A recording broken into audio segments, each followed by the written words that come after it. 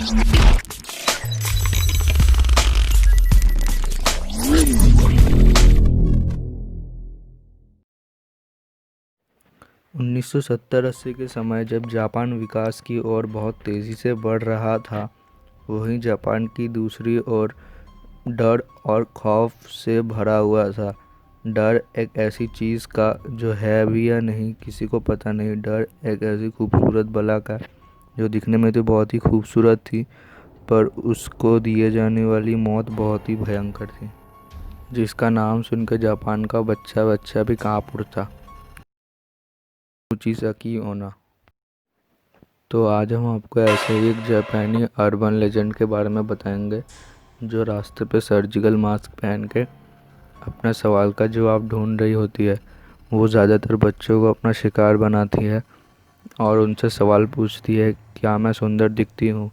सुनने में यह सवाल बहुत ही अजीब लगता होगा, पर इस सवाल का जवाब शायद सबसे ज़्यादा मुश्किल हो सकता है, क्योंकि इस सवाल का कोई सही जवाब नहीं है। अगर कोई उसके सवाल का जवाब ना में देता था तो वो अपनी कैंची से उसको मार डालती थी, और अगर किसी ने उसके सवाल का जवाब हाँ में दिया तो वो अपना मास्क उतारती थी और अपना ज़ख्मी चेहरा दिखाती थी और अपना सवाल दोबारा दोहरा के पूछती थी, क्या मैं अब भी सुंदर दिखती हूँ? अगर आपका जवाब ना में हुआ तो वो आपको अपनी कैंची से मार डालेगी, और आपका अगर जवाब हाँ हुआ तो वो आपके चेहरे पे बिल्कुल वैसा ही निशान बना देगी जैसे उसके चेहरे पे है, जिससे इंसान की तुरंत मौत हो जाती है। इन दिनों कुजीसाकी के बढ़ते हुए शिकारों की वजह से अखबार में उसका नाम हमेशा रहता था और बच्चे स्कूल नहीं जा सकते थे। बाद में गवर्नमेंट को बच्चों को पुलिस प्रोटेक्शन देके स्कूल भेजना पड़ा, पर फिर भी कुजीसाकी ने बहुत लोगों को अपना शिकार बनाया और बहुत लोगों ने यह दावा किया कि उसने इस आत्मा को देखा है। पर वह ऐसा क्यों करती थी, चलिए जानते हैं। ये बात शुरू हुई थी जापान के इयान पीरियड में, जहाँ पे एक गांव में एक बहुत खूबसूरत औरत रहती थी जिसको अपनी खूबसूरती पे बहुत नाज था। उसका पति एक सामुराई था।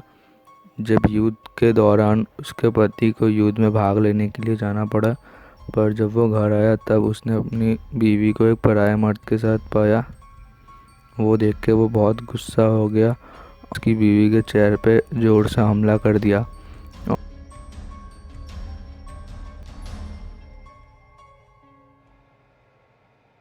और उसने कहा, अब कौन तुम्हें खूबसूरत कहेगा?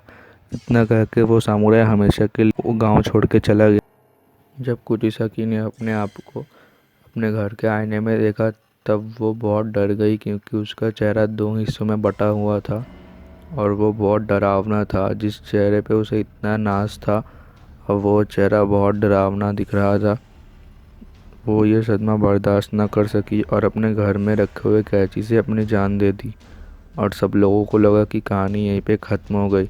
पर 800 साल बाद वो फिर जाग गई और जापान के सुनसान गलियों में लोगों को शिकार बनाने लगी। इस कहानी को देखते हुए 2007 में इसके ऊपर एक मूवी बन चुकी है जो कि इसके ऊपर आधारित है। उस मूवी का नाम है द स्लिट वुमेन।